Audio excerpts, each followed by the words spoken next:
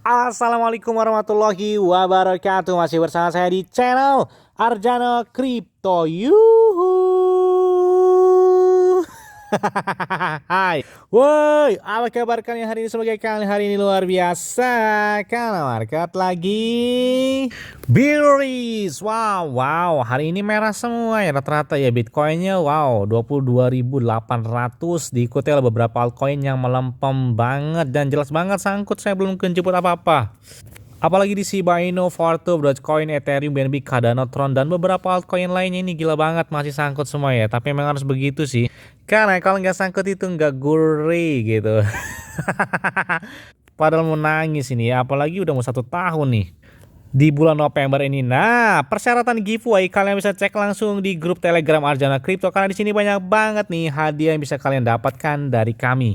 Selain itu juga kalian bisa ikuti langsung Twitter resmi dari Arjana Crypto biar nggak ketinggalan nih tentang perkembangan terbaru dan terupdate dari cryptocurrency. Oke, ngomong-ngomong market lagi bearish, ternyata ada beberapa informasi yang perlu kalian ketahui nih. Nah, menurut laporan dari embercrypto.com ya, penjual pendek Bitcoin akan menjadi gila setelah membaca artikel ini. Wow.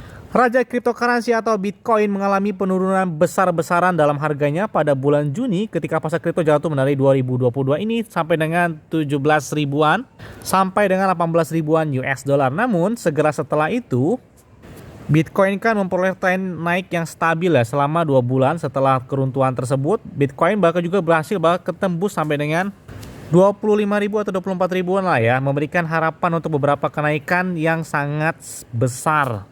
Karena lumayan cuan juga ya dari 17 ribuan ke 24 atau 25 ribu dia udah lumayan banget tuh.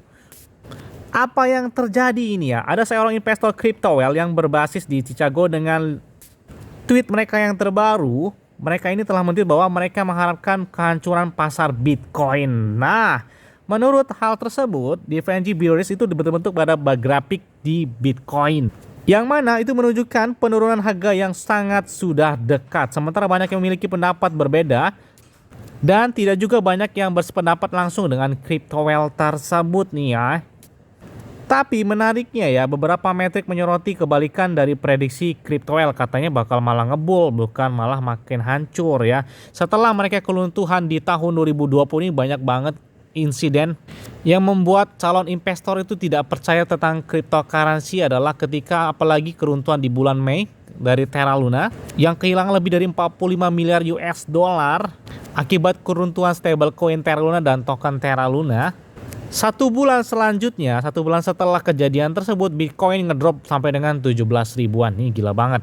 Kemudian disusul oleh beberapa exchange kripto yang mengalami kebangkrutan atau mengalami kerugian besar atas keruntuhan dampak dari Terra Luna tersebut.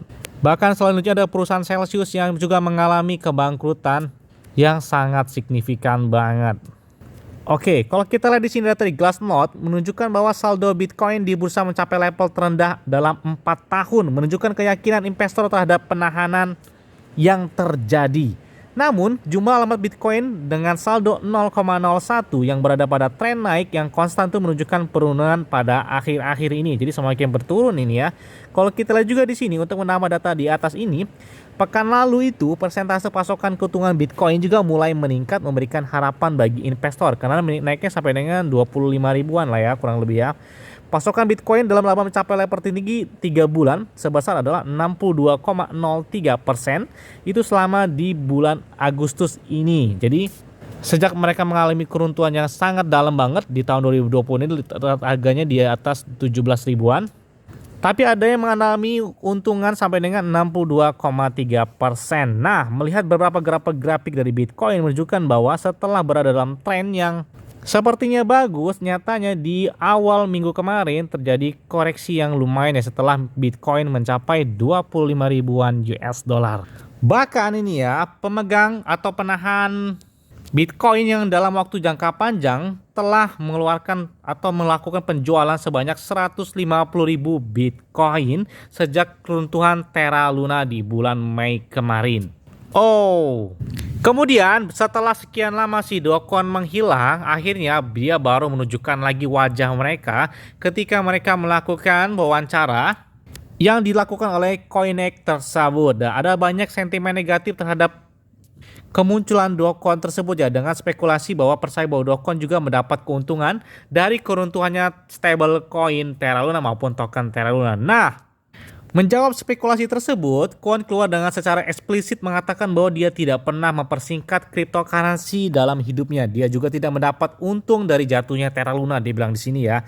Meski begitu, ada beberapa skeptisisme ya tentang klaim Do Kwon tersebut. Pertimbangan hal ini juga digunakan yang mana ditweet langsung oleh Fatman yang mengaku sebagai orang dalam Terra ya, telah secara terbuka vokal tentang Do Kwon menguangkan dari Terra Luna tersebut.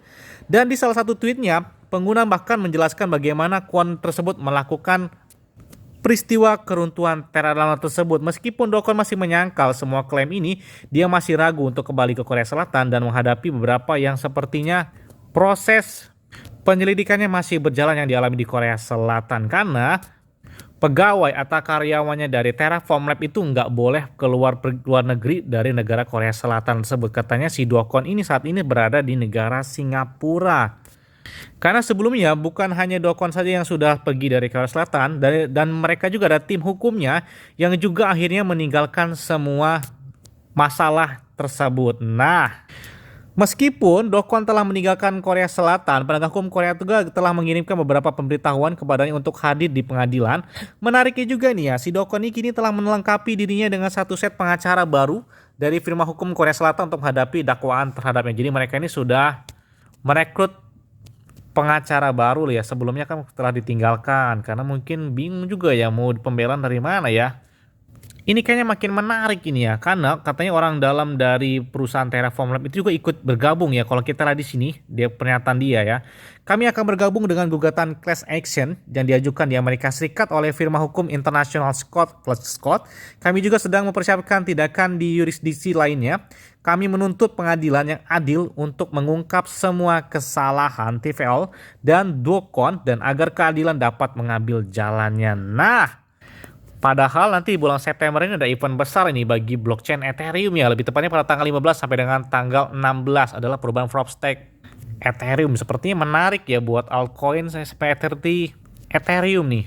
Tapi semoga saja market ini segera pulih lagi, trennya ngebul lagi lah. Minimal akhir pekan ini Bitcoin dan beberapa altcoin mulai ngebul lagi ya. Minimal aja sebelum September ini Bitcoin sudah tembus di atas 25.000 atau 30.000-an US dollar. Amin. Meskipun banyak yang prediksi bahwa Bitcoin bakal koreksi lagi agak lebih dalam, kemudian baru trend bullnya bakal muncul.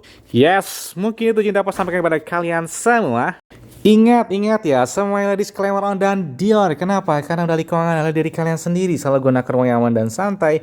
Jadi apabila market dalam keadaan bearish, bullish dan bagaimanapun, kalian tuh tetap tenang dan santuy. Terima kasih.